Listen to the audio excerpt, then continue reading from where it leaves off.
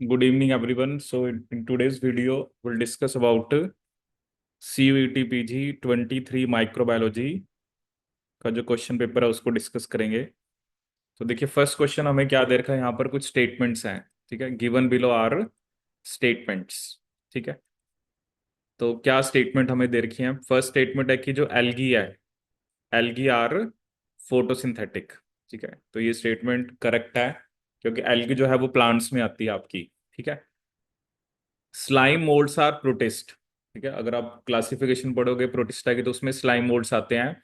They behave like protozoa in one stage of life cycle but like fungi in another. ठीक है, तो ये जो स्टेटमेंट है कि ऑब्वियसली उसके लिए आपको इसकी लाइफ साइकिल पता होनी चाहिए। जैसे क्या होता है ना, एक लाइफ साइकिल में एक स्टेज में जैसे ये एंगल्फ करते हैं तो ये प्रोटोजोआ की तरह बिहेव करते हैं, जैसे एमीबोइड प्रोटोजोन्स होते हैं, और फंगस की तरह ये स्पोर्स बनाते हैं। ठीक है, तो जो स्लाइम मोल्ड की लाइफ साइकिल आप देखोगे तो मतलब at one stage they behave like protozoa and other stage में वो फंजाई की तरह काम करते हैं। ठीक है, तो इसका मतलब आपकी दोनों स्टेटमेंट्स क्या है यहाँ पर आपकी करेक्ट है। ठीक है, तो ये आपको याद रखना है। ठीक है, अब नेक्स्ट क्वेश्चन क्या है, दैट इज बेसिकली क्लियर। अब यहाँ पर आपको ना कुछ ये इकोलॉजी का क्वेश्चन है, यहाँ पर आपको कुछ जोन दिया हुआ है। जैसे लिटोरल जोन क्या होता है, लिम्नाटिक जोन क्या होता है, आपका प्रोफंडल जोन क्या होता है, और आपका बेंथिक जोन क्या होता है। ठीक है, सो यहाँ पर जैसे अगर हम देखें, जैसे मैं आपको एक इमेज दिखाता हूँ, तो ये किसी भी जो लेक होती है ना उसके अंदर ऐसे बेसिकली जोन होते हैं। जैसे मान लो ये लिटोरल है। ठीक है, उसके बाद क्या दिखा रखा आपको, लिम्नाटिक जोन। ठीक है, फिर ये आपको दिखा रखा है एक प्रोफंडल। ठीक है, और बेंथिक जोन तो बिल्कुल बॉटम वाला होता है। ठीक है, तो अब देखते हैं क्वेश्चन को। तो उसने तो हमसे सिर्फ ये पूछा था कि आप इसको मार्क करो। तो इसमें जो बेसिकली आपका बेंथिक जोन है, ठीक है, वो तो क्या है, बॉटम ऑफ द लेक। तो डी तो आपका 4 होना चाहिए। ठीक है, तो इस हिसाब से मतलब फर्स्ट या सेकंड ऑप्शन होगी। अब जो लिटोरल जोन है, ठीक है, उसको क्या लिखा है, क्लोजेस्ट टू द शोर। ठीक है, और बेसिकली शोर मतलब जो किनारा है, जो किनारे के पास है वो लिटोरल है, और जो ओपन वाटर फार्दर फ्रॉम शोर वो क्या आपका लिम्नेटिक। और लिम्नेटिक के नीचे क्या होता है आपका प्रोफंडल। ठीक है, अब इस डायग्राम को दोबारा देख सकते हो। जैसे ये आपको दिख रहा है, ये लिटोरल है।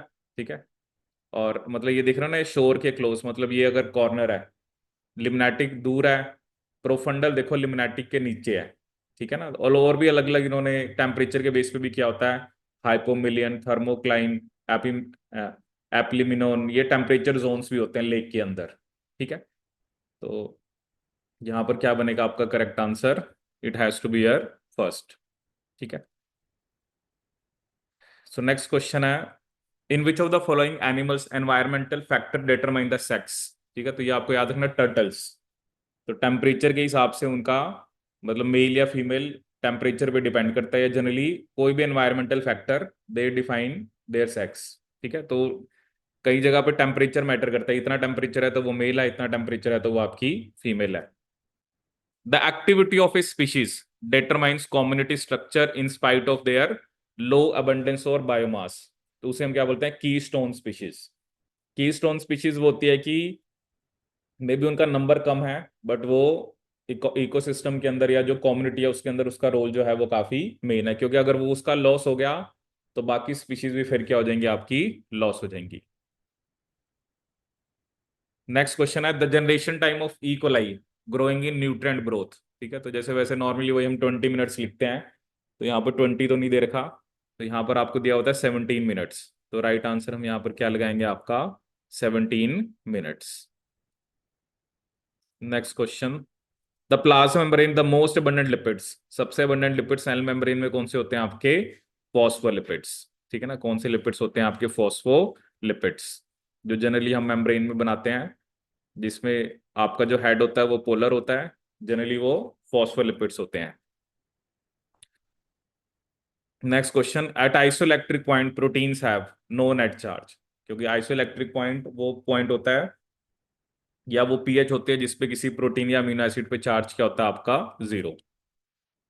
Beta galactosidase gene inducer is.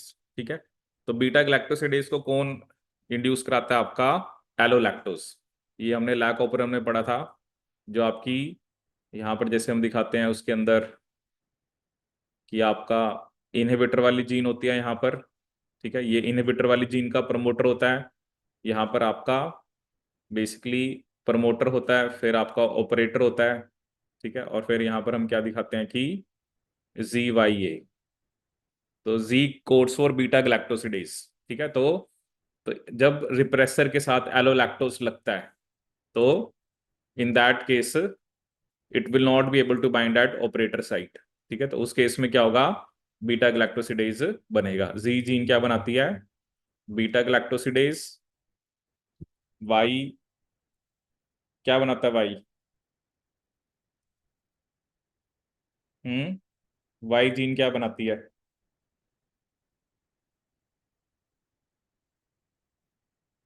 Y gene क्या बनाती है? परमिएज। बिल्कुल नहीं पढ़ के राजी यार तुम लोग ना। As thiogalactoside transacetylase. Thiogalactoside transacetylase.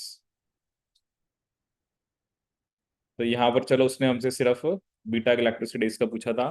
तो क्या आंसर होगा आपका? एलोलैक्टोज। लैक्टोज से क्या बनता है आपका? Allolactose. Next question. Thermal vents are found on the ocean of floor. Temperature of ocean floor is 0 degree centigrade. ठीक है, जैसे यहाँ पर एक लाइन है जो मैंने यहाँ पर मेंशन कर रखी है कि जो हाइड्रोथर्मल वेंट फ्लूइड्स होते हैं, ठीक है, they harbour temperature 42 greater than 400 degree Celsius. ठीक है, और ओशियन फ्लोर जो है उसका टेम्परेचर मतलब 4 डिग्री मतलब 0 डिग्री के अराउंड ही होता है। तो ये स्टेटमेंट सही है। ठीक है, थर्मल वेंट का टेम्परेचर हाई होता है और इसका लो होता है। और फिर ये लिख रहा है कि thermal went support the growth of thermophilic bacteria. ठीक है, तो ये तो चलो जब आप एक ओशियन के बारे में पढ़ते हो ना तो उसके अंदर ये पॉइंट्स होते हैं कि थर्मल वेंट्स का टेम्परेचर ज्यादा होता है, ओशन फ्लोर का कम होता है। बट बट इसका ये रीजन ये ना कि वो थर्मोफिलिक बैक्टीरिया की ग्रोथ को सपोर्ट करने के लिए है। स्टेटमेंट दोनों करेक्ट है। ठीक है, और बेसिकली आर को आप मतलब कह सकते हो कि it is the correct explanation of A. क्योंकि वही होता है ना, थर्मोफिलिक बैक्टीरिया जो हमारे आर की बैक्टीरिया होते हैं which grows under extreme conditions. ठीक है, तो थर्मोफिलिक बैक्टीरिया जो है वो वहां पर आपके ग्रो करते हैं। ठीक है, इसमें काफी असर्शन रीजन आ रखे हैं आपके एग्जाम में ना। नेक्स्ट क्वेश्चन है, taxol is used in chemotherapy against cancer. ठीक है, ये सही है। टैक्सोल हमें यू ट्री से मिलता है जिसका नाम होता है टैक्सेस बेकेटा और टैक्सेस ब्रेविफोलिया। टैक्सेस बेकेटा और टैक्सेस ब्रेविफोलिया। और ये जो स्पेसिफिक टैक्सोल ड्रग है, अगर हम इसके बारे में डिस्कस करें तो ये बेसिकली माइक्रोट्यूब्यूल्स, ठीक है, ये माइक्रोट्यूब्यूल्स की डिसअसेंबली को इनहिबिट करता है। It inhibits disassembly of microtubules. Disassembly of microtubules. And taxol preferentially kill tumour cells. तो दोनों स्टेटमेंट करेक्ट हैं और R is the correct explanation of A.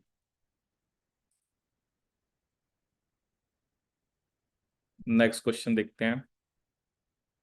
Type 2 restriction endonucleases. ठीक है, ये जब आरडीटी में पढ़ते हैं इसके बारे में कि जो टाइप 2 रेस्ट्रिक्शन एंडोन्यूक्लियसेस होते हैं, दे recognize and cleave DNA within a particular sequences of 4 to 8 nucleotides referred to as palindromic sequences. ठीक है, हमें पता है कि अलग अलग टाइप के मतलब रेस्ट्रिक्शन एंडोन्यूक्लियस होते हैं। कुछ 4 सीक्वेंस को रेकग्नाइज करते हैं, कुछ 6 को करते हैं, कुछ 8 को करते हैं।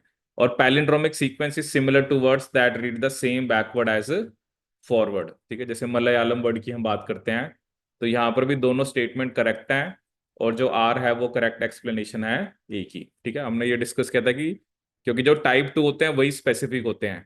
ठीक है ना, क्योंकि टाइप 1 और टाइप 3 वो रेकग्नाइज किसी और सीक्वेंस को करते हैं, कट कहीं और करते हैं। तो टाइप 2 रिस्ट्रिक्शन एंडोन्यूक्लियोसिस ही हैं जिसको हम बेसिकली आरडीटी के अंदर यूज करते हैं, क्योंकि उनका रिकग्निशन और कट कट जहां पर करते हैं वो बिल्कुल स्पेसिफिक होता है। इन xylem which type of transport is present. जब भी हम जाइलम और फ्लोएम, जब भी हम जाइलम की बात करते हैं तो मतलब वाटर हमेशा ऊपर की तरफ जाता है, इट इज यूनि डायरेक्शनल, ठीक है। लेकिन जब हम फ्लोएम की बात करते हैं तो उसमें जो फूड का ट्रांसपोर्ट होता है वो बाई डायरेक्शनल होता है, वो ऊपर की तरफ भी जा सकता है और नीचे की तरफ भी। और फ्लोएम में जो मेनली ट्रांसपोर्ट होता है वो किसका होता है, आपका सुक्रोज का। किसका ट्रांसपोर्ट होता है, आपका सुक्रोज का, ठीक है। Cell cycle is regulated by, ठीक है। सेल साइकिल में जैसे हम पढ़ते हैं सीडीके और साइक्लिन कॉम्प्लेक्सेस होते हैं, ठीक है। तो it is mainly regulated by the protein phosphorylation and degradation. जैसे मेनली साइक्लिन्स की डिग्रेडेशन होती है और प्रोटीन्स की क्या होती है, आपकी फॉस्फोरिलेशन। जो अलग अलग टाइप की सीडी की हम पढ़ते हैं और साइक्लिन पढ़ते हैं, साइक्लिन डी होता है, ई होता है, फिर आपका,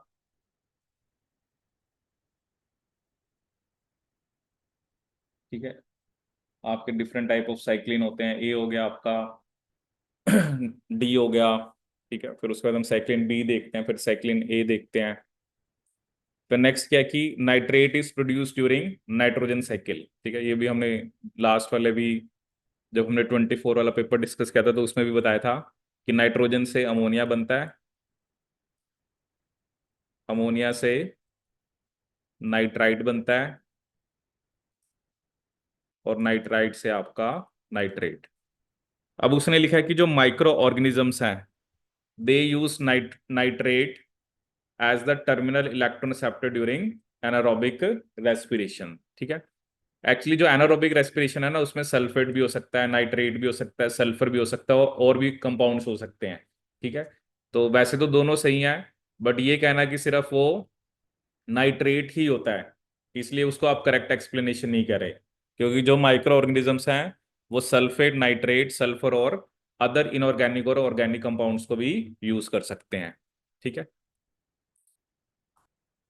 सो next question, sickle cell anaemia was has the most common form of abnormal haemoglobin, ठीक है। तो ये हमने पढ़ा ही हुआ है कि एच बी ए की जगह एच बी एस हो जाता है, एच बी ए की जगह क्या हो जाता है, H B S. Erythrocytes of sickle cell anaemia patients adopt a sickle shape at a low oxygen concentration, ठीक है। तो ये भी सही है, जो हमने पढ़ा था जी, जी की जगह जी यू जी आ जाता है, just because of point mutation RBC की शेप क्या हो जाती है, आपकी सिकल शेप हो जाती है। तो रीजन और एजर्शन दोनों ही क्या आपके करेक्ट है।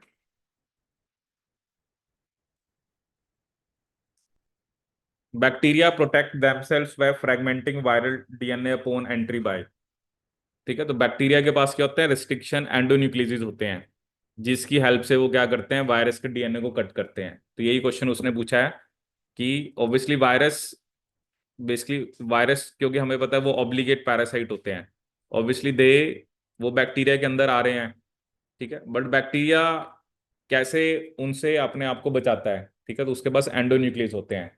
बट ऑब्वियसली कुछ वायरसेस ऐसे हैं या उनके अंदर कुछ मैकेनिज्म है जिसकी वजह से वो बैक्टीरिया के अंदर भी जाके ग्रो कर रहे हैं, ठीक है। बट जनरली बैक्टीरिया के पास क्या होते हैं, एंडोन्यूक्लियस, जो हम कहते हैं कि टाइप 1, टाइप 2, टाइप 3, ठीक है, जिसको हम आरडीटी में यूज करते हैं।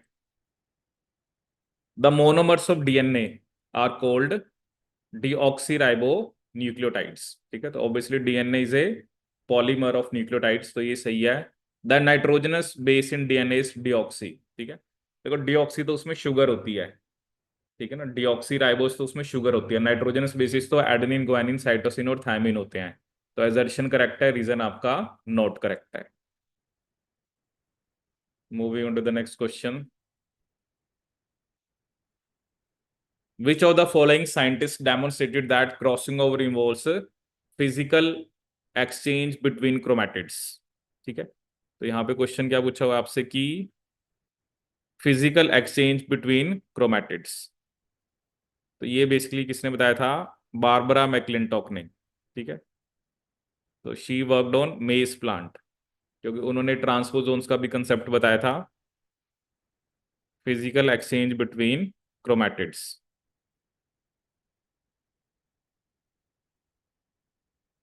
तो ये किसने बताया था बेसिकली? Barbara McClintock. इसमें एक और भी साइंटिस्ट का नाम आता है, वो भी मैं आपको बता देता हूँ।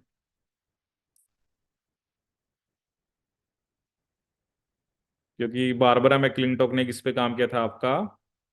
मेज प्लांट के ऊपर, ठीक है। एक और साइंटिस्ट का भी नाम आप यहाँ पे लिख लो, दैट वाज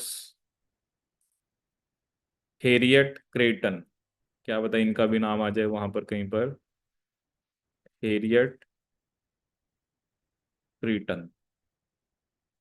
तो बारबरा मैक्लिंटॉक और इन दोनों का ही नाम आता है। तो इन्होंने किसके ऊपर काम किया था? मेज प्लांट, दैट इज जी मेज। और जो बारबरा मैक्लिंटॉक है उनको नोबेल प्राइज भी मिला हुआ है। वो ईयर भी मैं आपको बता देता हूँ।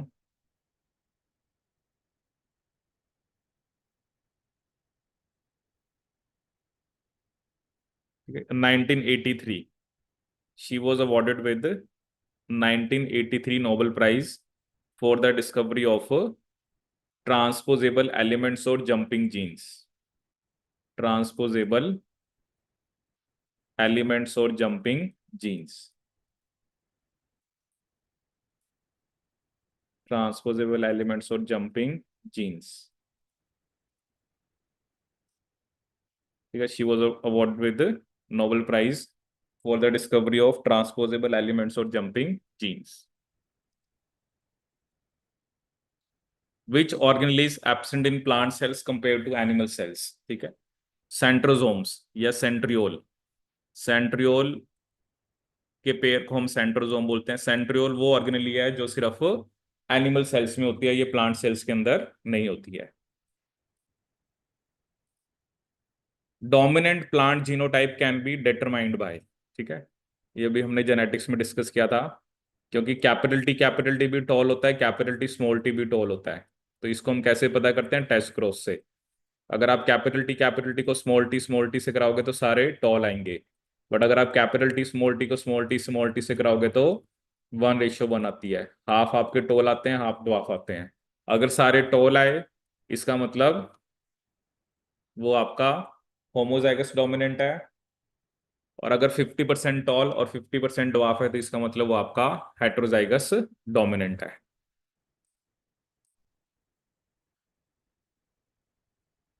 T4 फाज फॉलोस, ठीक है। अब ये क्या होता है ना, जैसे ये दो टाइप की साइकिल होती है। एक होती है लाइसोजेनिक। लाइसोजेनिक में क्या होता है कि वायरस का जो जीनोम है वो बैक्टीरिया के जीनोम का पार्ट बन जाता है, जिसे बोलते हैं हम प्रोफाज। प्रोफाज का मतलब क्या होता है? जब वायरस का जीनोम बैक्टीरिया के जीनोम में इंटीग्रेट हो जाता है। और एक होता है आपका लाइटिक, ठीक है। तो ये जो T4 फाज होता है, ठीक है। अब ऐसे आपको अलग अलग फाजिस देखने पड़ेंगे, कौन लाइसोजेनिक दिखाते हैं, कौन लाइटिक दिखाते हैं। जैसे बैक्टीरियोफाज एक लैम्डा होता है, वो कंडीशंस पे डिपेंड करता है, वो लाइसोजेनिक भी दिखाता है, लाइटिक भी दिखाता है, ठीक है। बट T4 फाज कैसा दिखाता है? आपकी लाइटिक साइकिल, ठीक है। नेक्स्ट क्वेश्चन हमें देखा है द सिमिट्री ऑफ हेड। जो T4 फाज के अंदर हेड की सिमिट्री कैसी होती है? आपकी आइकोसा हेड्रल, ठीक है। कैसी होती है आपकी? आइकोसा हेड्रल। Symmetry of head,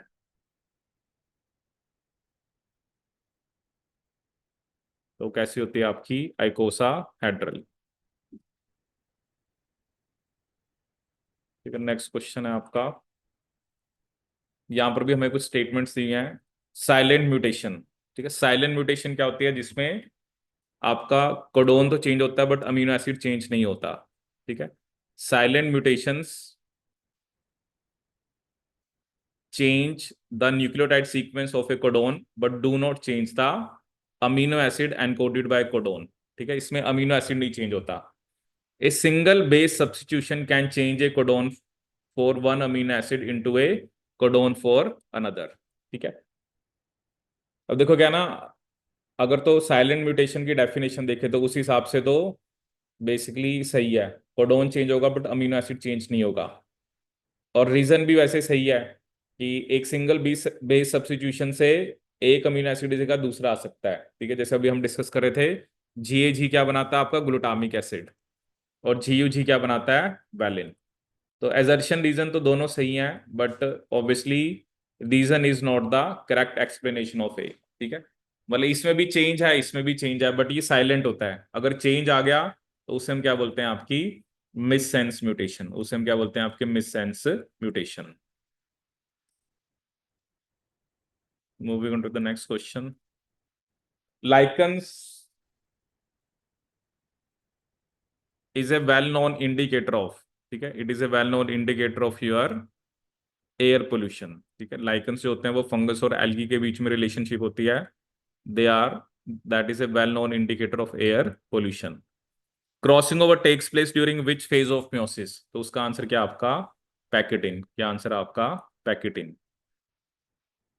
polygyny means, polygyny का मतलब होता है कि one male mates with the several females. एक होता है पॉलीएंड्री, उसमें one female mates with several mats.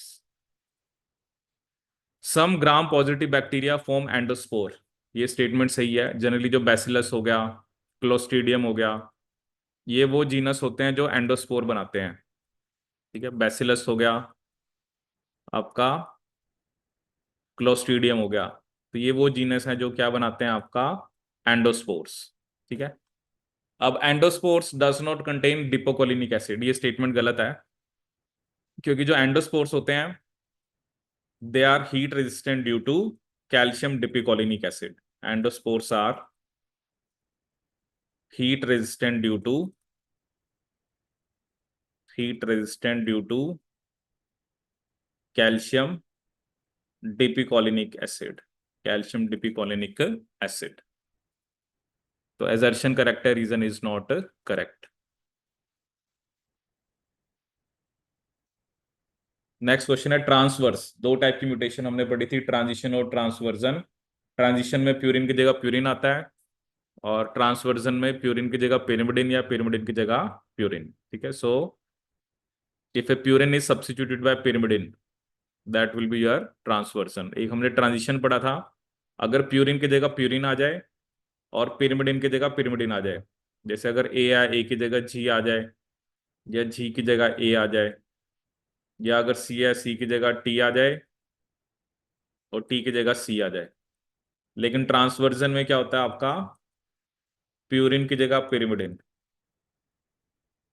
ए की जगह आपका सी और टी, या जी की जगह आपका सी या टी। अगर सी है तो सी की जगह ए और जी, और या टी की जगह आपका ए और जी।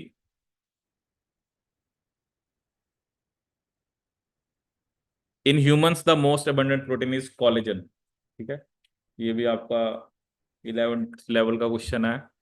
तो कोलेजन सबसे अबंडेंट होता है, और बायोस्फीयर में होता है आपका रूबिस्को। अब ये एक एयर क्वालिटी इंडेक्स, इसमें आपको बस नंबर दे रखा है और फिर एयर क्वालिटी पूछी हुई है। तो इसमें आपको क्या बता रखा है कि अगर तो नंबर 51 to 100 है, तो उसे बोलते हैं आपका सेटिस्फैक्ट्री एयर क्वालिटी। 101 to 200 है तो moderate air quality. Two 2001 to 300 है तो पुअर एयर क्वालिटी, और 300 से 400 है तो वेरी पुअर एयर क्वालिटी। तो ये एक एयर क्वालिटी इंडेक्स होता है आपका।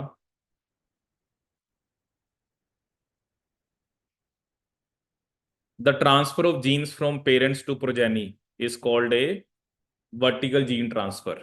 ठीक है, तो इसे हम वर्टिकल बोलते हैं। जैसे, लेकिन अगर जैसे एक बैक्टीरिया से दूसरे बैक्टीरिया में जाता है, जैसे हमने कॉन्जुगेशन पढ़ा था, उसे हम क्या बोलते हैं आपका horizontal. The genes from one independent bacterial cell can be transfer to another bacterial cell. ठीक है, तो ये कॉन्जुगेशन होता है। तो ये बेसिकली एक तरह से हॉरिजॉन्टल जीन ट्रांसफर होता है। तो एजर्शन रीजन दोनों करेक्ट हैं, but reason is not the correct explanation, क्योंकि जो कॉन्जुगेशन है that is your horizontal gene transfer, horizontal gene transfer. ठीक है, नेक्स्ट क्वेश्चन देखते हैं आपका। Methanogens belongs to which group? Obviously methanogens किस में आते हैं आपके? Archaebacteria. Methanogens, thermophiles, thermoacidophiles, ये सब किस में आते हैं आपके?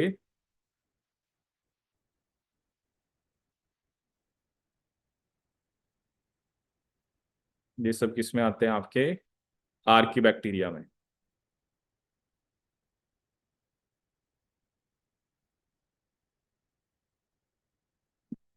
ठीक है। नेक्स्ट है आपका, UV light causes formation of following dimer in DNA, उसे हम क्या बोलते हैं आपका? Thymine thymine dimer, T dimer. Which of the following cyanobacteria is not used as a biofertiliser? ठीक है। जैसे नोस्टोक एनाबिनो तो आपने कॉमन सुना है, होते ये भी दोनों साइनोबैक्टीरिया हैं, बट इसमें आप याद रखना कि जो स्टिगोनिमा है, that is not used as a biofertiliser.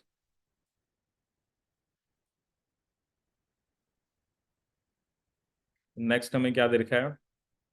Nitrogen fertiliser is added in rice field in the form of ammonium, salt and urea, which is rapidly converted to nitrate.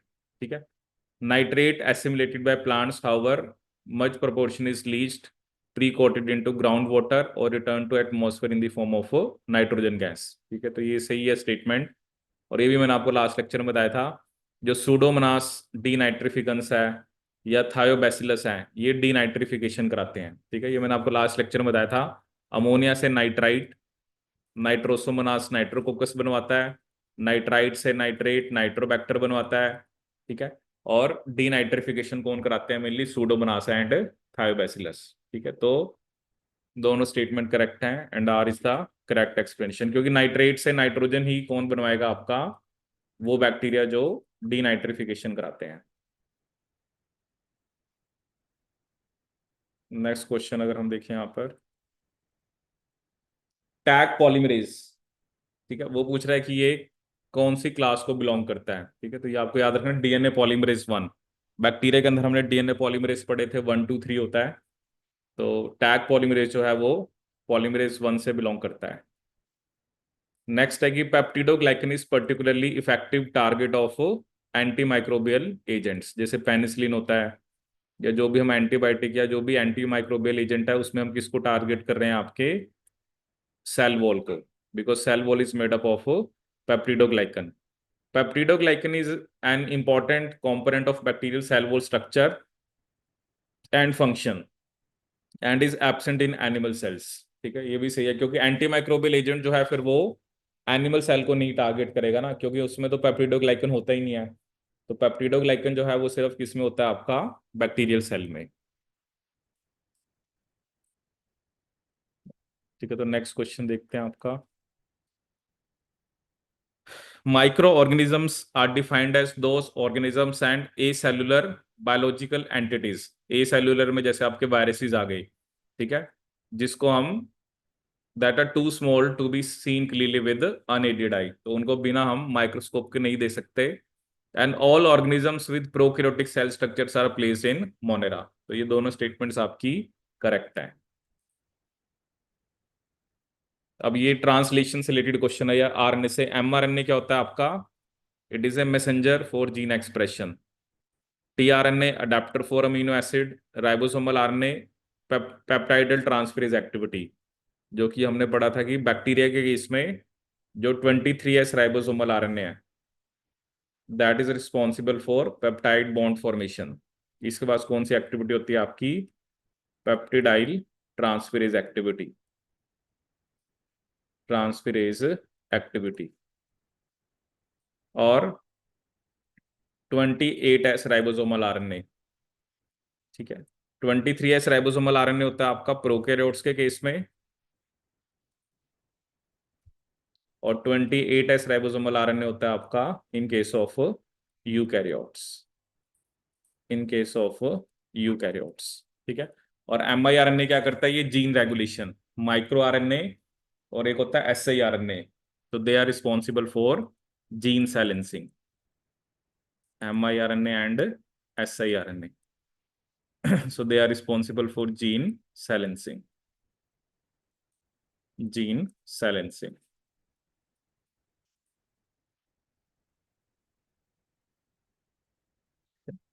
Next question है आपका, the species that first colonise in new habitats created by disturbance is known as pioneer species. जो species सबसे पहले आती है उसमें क्या बोलते हैं आपकी, pioneer species. Given below are two statements, prokaryotes possess three cytoskeletal elements, ठीक है, that is actin, microtubules and intermediate. ठीक है, देखो ये तीनों यूकैरियोट्स में होते हैं, ये बेसिकली आपके प्रोकैरियोट्स में नहीं होते। प्रोकैरियोट्स में भी हमने पढ़ा था, वहां पर जैसे एक होता है FTSG, FTSG, MREB और क्रिसेंटिन, ये तीन प्रेजेंट होते हैं बैक्टीरिया के अंदर। These are the cytoskeletal elements of prokaryotes, तो ये तीनों तो गलत हो गया। The S layer has a pattern something like floor tiles and is composed of protein और ग्लाइकोप्रोटीन। तो कुछ बैक्टीरिया के अंदर आपको एक एस लेयर देखने को मिलती है जो कि floor tiles and is composed of protein और ग्लाइकोप्रोटीन। ठीक है, तो ये स्टेटमेंट आपकी करेक्ट है, तो statement 1 is incorrect, 2 is your correct. Bacteria के अंदर माइक्रोट्यूब्यूल, माइक्रोफिलामेंट्स और इंटरमीडिएट फिलामेंट्स नहीं होते, बट उनके अंदर डिफरेंट नेम्स होते हैं उन प्रोटीन्स के जिनका रोल सिमिलर होता है। Azolla is a tiny aquatic fern, is used as a biofertiliser in rice cultivation. ठीक है, ये एक रिलेशन होता है एजोला और एनाबियना का, एजोला एनाबियना। ये हम पैडी फील्ड्स, राइस फील्ड्स में यूज करते हैं ताकि एटमॉस्फेरिक की जो नाइट्रोजन है उसको फिक्स किया जा सके। तो एजर्शन रीजन दोनों करेक्ट है, और रीजन जो है वो करेक्ट एक्सप्लेनेशन है आपकी एजर्शन की। Given below are two statements, one is labelled as assertion, other is reason. Assertion क्या है कि DNA fragments with sticky ends are particularly useful for recombinant DNA experiments. ठीक है, सही है। The single standard sticky ends can easy pair with the other DNA fragment having complementary sticky ends. ठीक है, ये भी वही बात है कि जो आपका वेक्टर होता है और जो आपका जीन ऑफ इंटरेस्ट है, उन दोनों का आप सेम डिस्ट्रिक्शन एंजाइम से कट कराते हो, ताकि बेसिकली वो एक दूसरे के क्या होते हैं, कॉम्प्लीमेंट्री। ठीक है, तो ये बेसिकली आपको यहाँ पे ध्यान रखना है कि दोनों एक दूसरे के क्या होते हैं, आपके कॉम्प्लीमेंट्री, तभी जो आपका जीन ऑफ इंटरेस्ट है वो वेक्टर के साथ क्या हो जाता है, आपका मिक्स हो जाता है।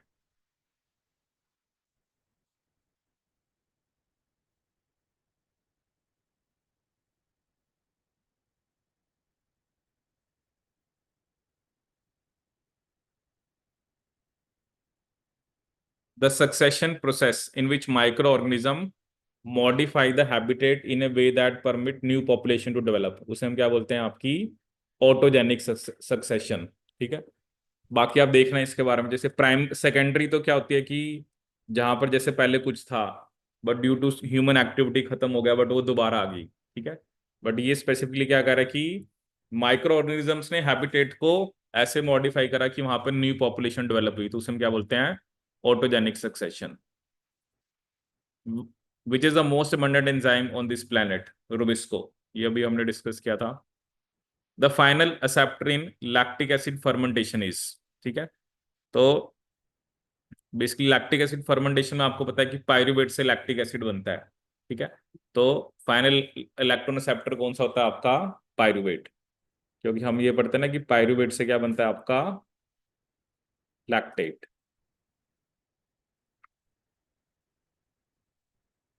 क्योंकि इसमें हमने कहा था कि NADH आपका यूज होता है, तो NADH तो किसमें कन्वर्ट हो जाता है, NAD पॉजिटिव में। इसका मतलब NADH तो ऑक्सीडाइज हुआ है, क्योंकि removal of hydrogen is oxidation. तो pyruvate is reduce to lactate. अब रिडक्शन का मतलब क्या होता है, या तो एडिशन ऑफ हाइड्रोजन या एडिशन ऑफ इलेक्ट्रॉन। ठीक है, तो pyruvate is reduce to lactate. The disaccharide which give rise to two same monosaccharide. अब सुक्रोज जो है वो ग्लूकोस और फ्रक्टोस का बना होता है, लैक्टोस ग्लूकोस और गैलेक्टोस का बना होता है, और माल्टोस किसका बना होता है, दो ग्लूकोस का। ठीक है, एक ये देख लेते हैं लैक्टुलोज किसका बना होता है, क्योंकि ये सिंथेटिक शुगर लिखी हुई है।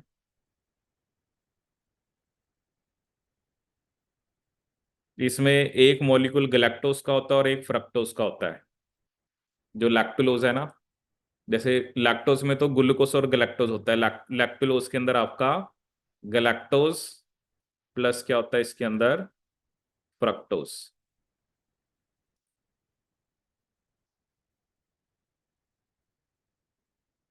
ये एक सिंथेटिक डाइसेकेराइड है।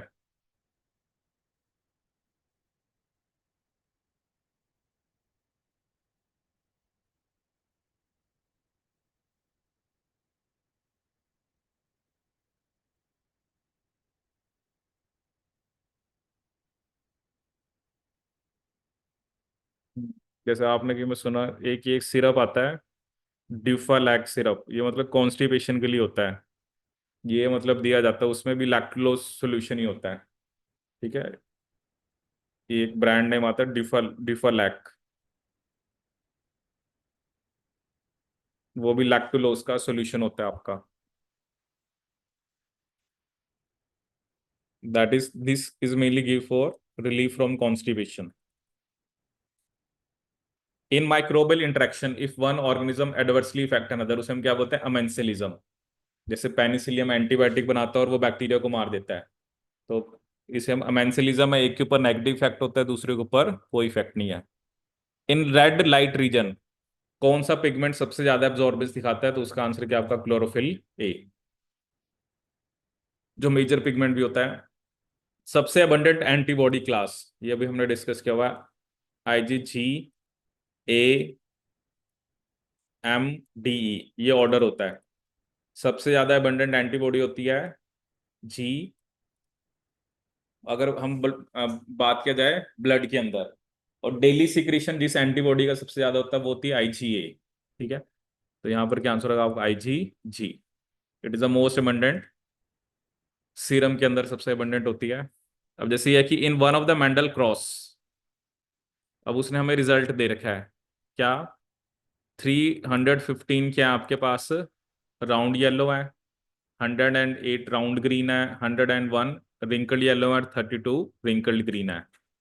तो अगर हम इस रेशियो को देखें तो इट लुक्स लाइक 9:3:3:1। तो इसका मतलब ये कौन सा क्रॉस है आपका, डायहाइब्रिड क्रॉस। ठीक है। क्योंकि डायहाइब्रिड क्रॉस में क्या रेशियो आती है, 9:3:3:1। अब यहाँ पर आपको मैच करना है साइनोबैक्टीरियल सेल वॉल। तो ऑब्वियसली बैक्टीरिया की सेल वॉल में क्या होगा आपका, muramic acid. Akinetes are perennating structures. ठीक है। तो ये बता रखा है कि सर्वाइव कोल्ड स्ट्रेस। हेट्रोसिस्ट की बात हम कब करते हैं, नाइट्रोजन फिक्सेशन में। And hormogonia are your reproductive structure. ठीक है। तो इसमें ए का टू तो चलो दो में था, और हेट्रोसिस्ट जो है वो फोर एक ही ऑप्शन में है। हेट्रोसिस्ट क्या होते हैं, जब हम साइनोबैक्टीरिया की बात करते हैं जहां पे नाइट्रोजन फिक्सेशन होती है, तो हेट्रोसिस्ट आपको पता होता तो तब भी आप इस क्वेश्चन को कर लेते। ठीक है। नेक्स्ट क्वेश्चन है आपका, ह्यूमंस आर, एक्चुअली ये दो टाइप की सिलेक्शन होते हैं, एक आर सिलेक्शन, एक के सिलेक्शन। आर सिलेक्शन एंड के सिलेक्शन। मतलब आर सिलेक्शन मतलब वो स्पीशीज होती हैं जिनका, जो एक ही बारी में ज्यादा प्रोजेनी प्रोड्यूस करती हैं। ठीक है। बट उनका साइज छोटा होता है, small size but large number of progeny.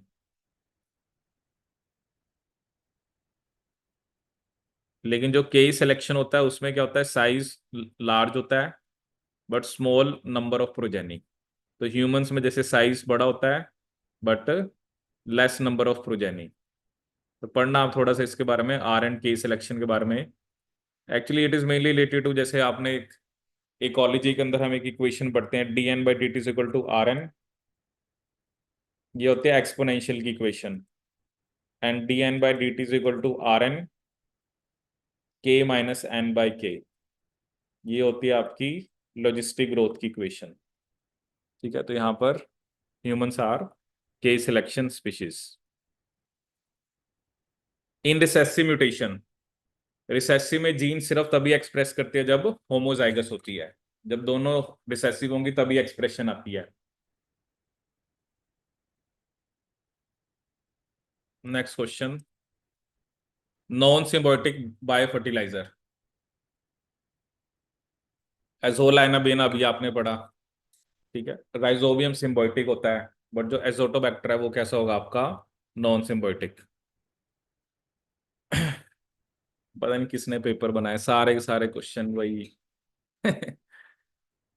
वही नाइट्रोजन फिक्सेशन ही जैसे, वो और तो कुछ आता ही नहीं है पूरा इसमें ना, नाइट्रोजन फिक्सेशन के पीछे ही पड़ा हुआ है। Trichodesmium, a filamentous non heterocystous cyanobacterium, fixes nitrogen under aerobic conditions in Dead Sea. Trichodesmium, ये इसकी वजह से ना कुछ रेड भी कलर होता है शायद ना, ट्राइकोडेस्मियम। ये कुछ ना रेड सी से रिलेटेड भी है, इसके बारे में देख लेता हूँ मैं। ट्राइकोडेस्मियम। हम्म। ट्राइकोडेस्मियम इरिथ्रियम, ये मतलब रेड कलर के लिए रिस्पॉन्सिबल होता है, रेड कलर ऑफ रेड सी। तो ये क्या लिखा है इसके बारे में, ये नॉन हेट्रोसिस्टस है, ये नाइट्रोजन को फिक्स करता है। They contains a specialised hyaline vegetative cell called diazocyte which protects from oxygen inactivation. ठीक है, ये तो फैक्ट ही है, ये आपको याद रखना है। तो this is one of the bacteria, क्योंकि जो साइनोबैक्टीरिया होते हैं वो आपके क्या होते हैं, फोटोसिंथेटिक होते हैं। ठीक है, तो ये से रिलेटेड स्टेटमेंट्स हैं, दोनों ही सही हैं। और आर जो है वो करेक्ट एक्सप्लेनेशन है, बट ये नॉन हेट्रोसिस्टस है। जैसे अभी हमने पढ़ा ना कि हेट्रोसिस्ट होता है ब्लू ग्रीन एल्गी में जो नाइट्रोजन फिक्सेशन करता है, बट ये फिलामेंटस तो है बट नॉन हेट्रोसिस्टस है। ठीक है, ये याद रखना आप इसके बारे में। Purine and pyrimidine biosynthesis is critical for all cells. Obviously purine pyrimidine बनेंगे तभी आपका डीएनए बनेगा, तभी आपका एटीपी बनेगा, तभी आपका एनएडीएच एनएडीपीएच बनेगा, क्योंकि उन सब के अंदर बेसिकली आपके एडेनिन या ग्वानिन कुछ ना कुछ प्रेजेंट होता है। तो ये दोनों स्टेटमेंट करेक्ट हैं और it is a correct explanation of A. Match the list. अब ये जैसे ये मैंने आपको बताया था, जीरोफिटिक, हाइड्रोफिटिक। जीरो सीयर का जब भी वर्ड आता है तो इसका मतलब dry, dry and arid area. Hydrosere का मतलब community formation in water. Litho जब भी नाम आता है that is related to your rock, और psammosere is related to your sand. ठीक है, ये भी सिंपल क्वेश्चन है। Invertebrates fat is stored in the form of triacylglycerols. जो एडिपोसाइट्स होते हैं वो ट्राइसाइलग्लिसरॉल्स को स्टोर करते हैं। अब ये आ रखा आपका बैक्टीरियल क्लासिफिकेशन के बेस पे जो ये क्वेश्चन है। अब इसमें आपको क्या होता है ना, इसमें फिर आपको बैक्टीरिया की जो क्लासिफिकेशन है वो पता होनी चाहिए। जैसे ये फर्स्ट क्या दिया हुआ इसने आपको,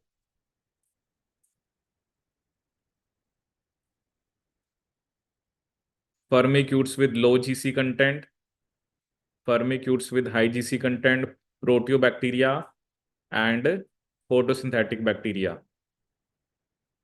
अब ये जो क्वेश्चन है that is mainly related to your bacterial classification.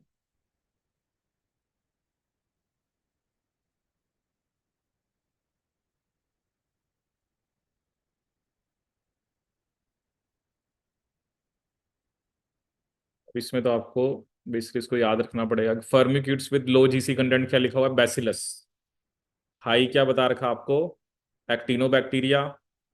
प्रोटियोबैक्टीरिया में बुर्क, हॉलिडेरिया, और फोटोसिंथेटिक के अंदर आपका क्रोमेटियम। ठीक है, वो है ना आपके पास जो ऐप के अंदर माइक्रोबायोलॉजी की वीडियोस हैं, उसके अंदर बैक्टीरिया की क्लासिफिकेशन है। उसमें 2-3 लेक्चर हैं वो आपको पढ़ने पड़ेंगे, उसमें आपको सारे बैक्टीरिया क्लासिफिकेशन बता रखी है। नाइट्रोजन फिक्सेशन वाले किस में आते हैं, तो वो आपको उसमें से पढ़ना पड़ेगा एक बारी ना, क्योंकि इसमें आपको ये बर्गेस मैन्युअल होता है जिसमें हमने बैक्टीरिया को क्लासीफाई कर रखा है।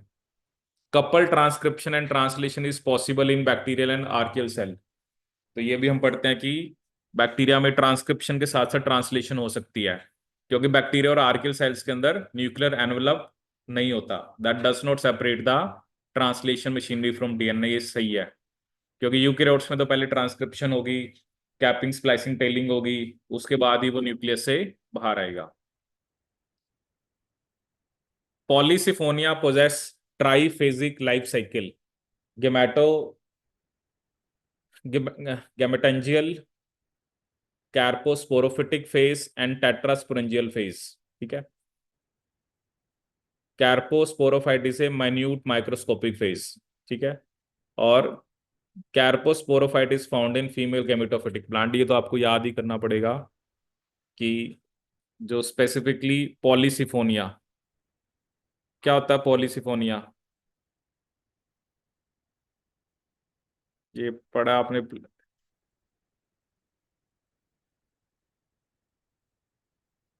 11th क्लास में। ये भी एल्गी होती है, polysiphonia, polytrichum. Polysiphonia is basically red algae.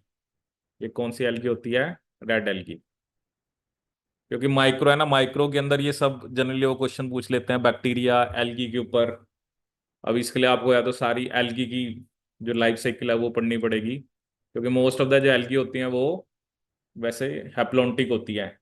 ठीक है, बट कुछ एल्गी आपकी हैप्लोडिप्लॉन्टिक और डिप्लॉन्टिक भी होती है। अब ये आ रखा है आपका क्रोमेटोग्राफी से, all elements for use in HPLC. HPLC के अंदर जितने भी हम एलिमेंट यूज करते हैं वो हाईली स्पेशली प्यूरिफाइड होने चाहिए। इसलिए जब हमने कंपैरिजन पढ़ा था एचपीएलसी और जीएलसी का, एचपीएलसी की कॉस्ट ज़्यादा होती है क्योंकि उसमें आपको हाईली प्यूरिफाइड केमिकल यूज करने होते हैं। The traces of impurities in elements can not affect the column. ये गलत है, क्योंकि अगर उसमें कुछ इम्प्योरिटीज होंगी तो वो आपके कॉलम को भी अफेक्ट करता है, और जो डिटेक्शन सिस्टम है उसमें भी इंटरफेयर करता है। ये सबसे इंपॉर्टेंट लाइन होती है।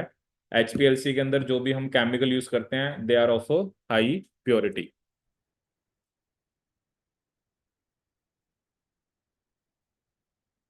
जीरोफाइट्स ड्राई प्लेस में जो होते हैं, इसमें से यूकैरियोटिक माइक्रो ऑर्गेनिज्म कौन सा है? So that has to be algae, क्योंकि बैक्टीरिया, साइनोबैक्टीरिया और आर्किया आपके प्रोकैरियोटिक हैं।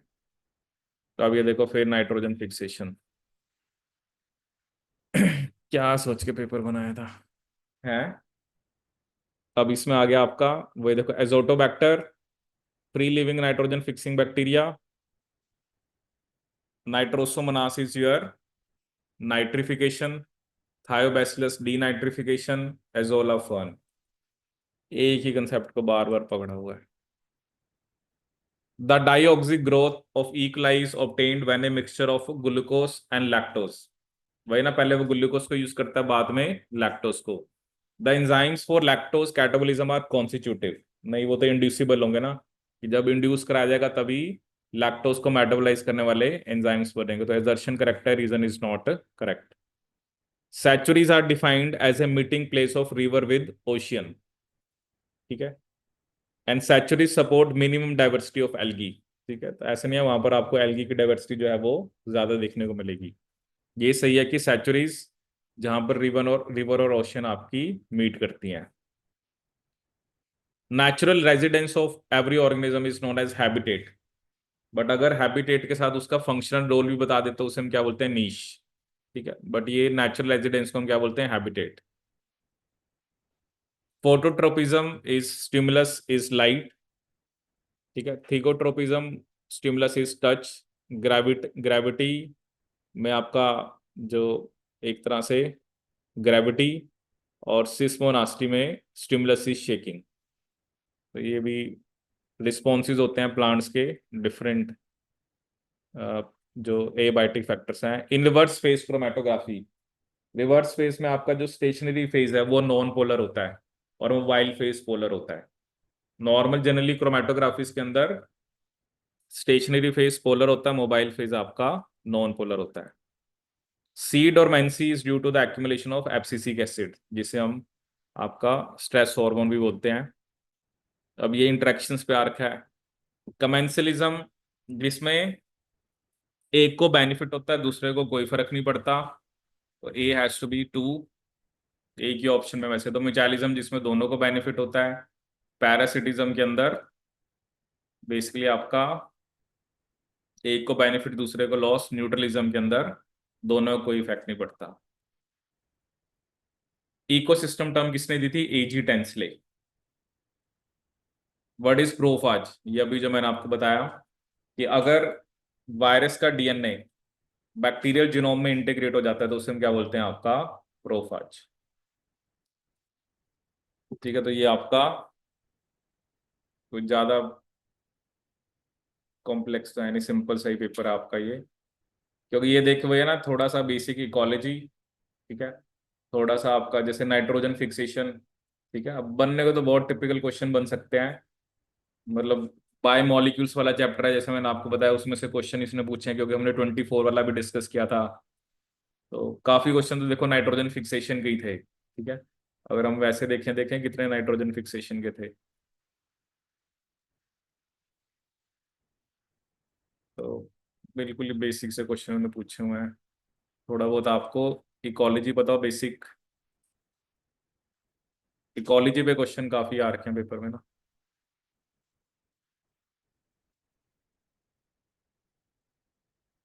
फिर ये लैक ओपरोन पे भी रिलेटेड क्वेश्चन पूछा हुआ है आपसे।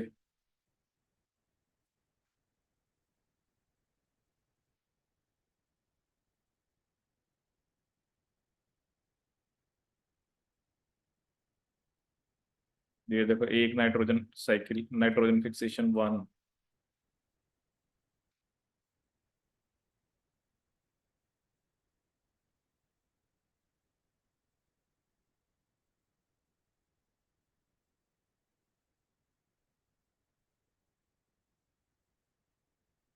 लास्ट में थी ज्यादा शायद ना।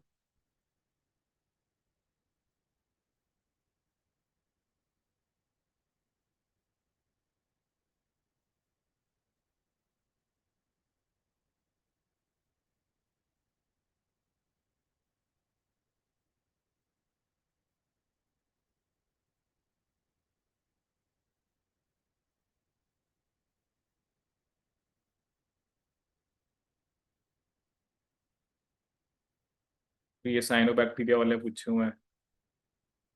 फिर ये भी दो नाइट्रोजन फिक्सेशन, साइनोबैक्टीरिया को मान ले तो फिर वो भी नाइट्रोजन फिक्सेशन में ही उनका रोल होता है।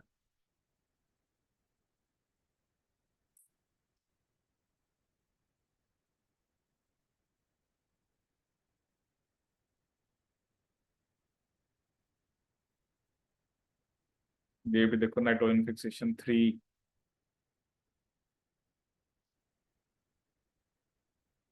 इसमें भी था कुछ ऐसे ना कि थ्री।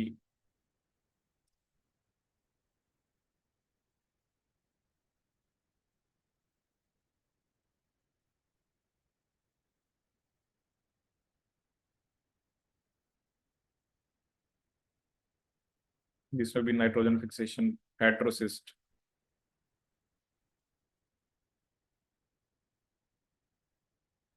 ये भी आपका उससे रिलेटेड है, ये भी नाइट्रोजन फिक्सेशन।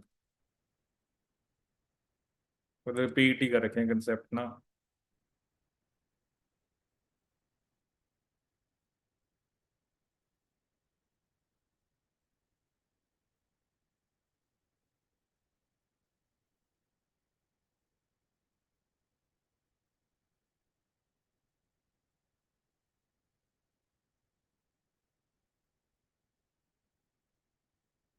ये तो मतलब 6-7 क्वेश्चन तो नाइट्रोजन फिक्सेशन के ही हैं। बाकी इकोलॉजी पे थोड़ा फोकस है इनका। इकोलॉजी के भी बड़े बेसिक क्वेश्चन जो आप 12th की इकोलॉजी पढ़ लोगे तब भी हो जाएंगे। एक दो क्वेश्चन उसने आपसे क्रोमेटोग्राफी से रिलेटेड पूछे हैं। बस यही है इसमें। ठीक है, तो ये हो गया हमारा CUT पीछी माइक्रोबायोलॉजी 23 का क्वेश्चन पेपर।